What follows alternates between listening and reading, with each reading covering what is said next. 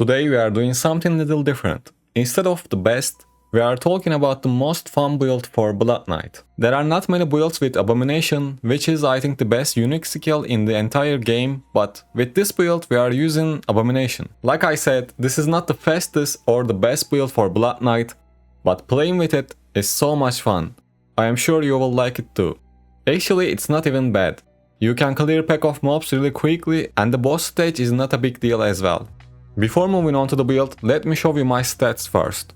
I have 2.8k resonance, 21.6k combat rating, 17.5k damage, and these are my secondary stats. And for the legendary gems, I am using Bloodsocket Jade, Berserker's Eye, Everlasting Torment, Pain Clasp, Battle Top, Seeping Bile, Mother's Lament, and Fervent Fang. For the curse properties, I am using 6 pieces of Tortured set. It's one of the best sets for builds with dash skills both in PvE and PvP. And I have a separate video about Reforged family bonuses, so I am not going to talk about that in this one.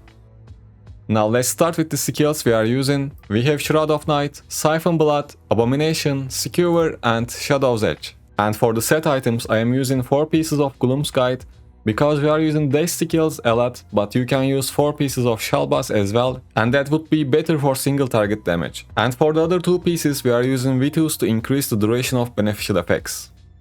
Now we can check out the legendary items. For the headpiece, I am using Horns of the Hexed. Siphon Blood is no longer channeled and now moves with you, dealing damage and draining the life of nearby enemies. For the chest, I have Layered Aims. Shroud of Night now empowers you and nearby allies, causing your primary attacks to mark enemies for death. The marks explode upon reaching 5 stacks, dealing damage to the marked enemy.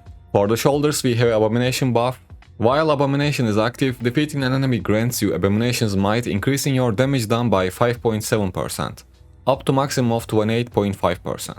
And for the pants, we have one more Abomination essence. Abomination also conjures an unholy aura around you for the duration of your transformation, dealing 3.7k damage every second to nearby enemies. For the main ant, we are using this one. When Siphon Blood damages the same enemy 3 times, it causes them to hemorrhage, dealing 4.8k additional damage. And for the offhand, we are using this damage buff essence. Skewer also increases your damage done by 19% for 4 seconds. And for the additional main ant, we have the Dissolver.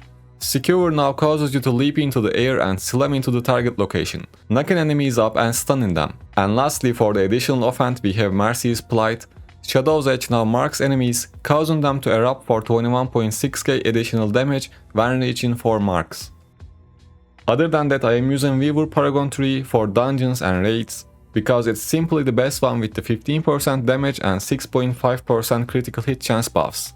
I will add my full Paragon setup at the end of the video, you can check it out if you need some guidance. Now let's see this build in action.